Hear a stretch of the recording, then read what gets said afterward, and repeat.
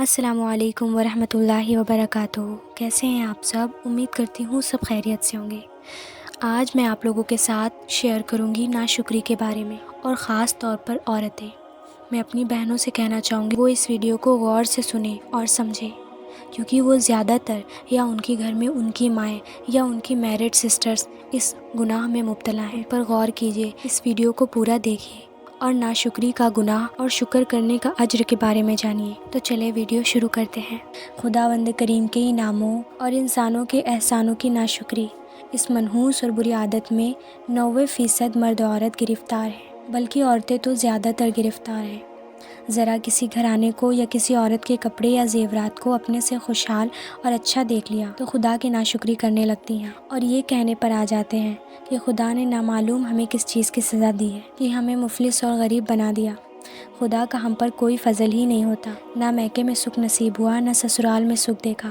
فلاں شخص دودھ میں نہا رہا ہے اور میں فاقوں سے مر رہی ہوں۔ اور اسی طرح عورتوں کی عادت ہے کہ اس کا شوہر اپنی طاقت بھر کپڑے، زیورات، ساز و سامان دیتا ہے، لیکن اگر کبھی کسی مجبوری سے عورت کی کوئی فرمائش پوری نہیں کر سکا تو عورتیں کہنے لگتی ہیں کہ تمہارے گھر میں کبھی سکھ نصیب نہیں ہوا، کبھی بھی تمہارے طرف سے میں نے کوئی بھلائی نہیں دی، میری قسمت پھوٹ گئی جو تمہارے جیسے فقیر سے بیاہی گئی۔ اس طرح کی ناشکری کرتی اور جلی کٹی باتیں سناتی رہتی ہیں۔ حضور اقدس صلی اللہ تعالیٰ علیہ وسلم نے فرمایا کہ میں نے جہنم میں زیادہ تعداد عورتوں کی دیکھی، تو صحابہ نے کہا کہ یا رسول اللہ صلی اللہ علیہ وسلم، اس کی کیا وجہ ہے کہ عورتیں زیادہ تعداد میں جہنم گئیں؟ تو حضور صلی اللہ علیہ وسلم نے فرمایا کہ اس کا سبب یہ ہے کہ عورتیں ایک دوسرے پر بہت زیادہ لعنت ملامت کرتی رہتی ہیں اور ناشکری کرتی رہتی ہیں۔ تو صحابہ نے عرض کیا کہ یا رسول اللہ، کہ عورتیں خدا کی ناشکری کیا کرتی ہیں؟ آپ نے ارشاد فرمایا کہ عورتیں احسان کی ناشکری کرتی ہیں اور اپنے شوہر کی ناشکری کرتی ہیں۔ ان عورتوں کی عادت ہے کہ تم پورے زمانے میں ان کے ساتھ احسان کرتے رہو، لیکن اگر کبھی بھی کچھ بھی کمی دیکھیں گی تو یہ کہہ دیں گی کہ میں نے کبھی بھی تمہاری طرف سے کوئی بھلائی دیکھی ہی نہیں۔ میری پیاری بہنوں، خدا کے انعاموں اور شوہر یا دوسروں کے احسانوں کی ناشکری بہت ہی خراب عادت اور بہت بڑا گناہ ہے۔ ہر مسلمان مرد و عورت کے لیے لازم ہے کہ وہ ہمیشہ اپنوں سے کمزور اور گری ہوئی حالت والوں کو دیکھا کرے کہ اگر میرے پاس گھٹیا کپڑے اور زیور ہیں تو خدا کا شکر ہے کہ پھر بھی ہم کچھ لوگوں سے بہت بہتر حالت میں ہیں، کیونکہ ان لوگوں کو بدن ڈھانپنے کے لیے پھٹے پرانے کپڑے بھی نصیب نہیں ہوتے۔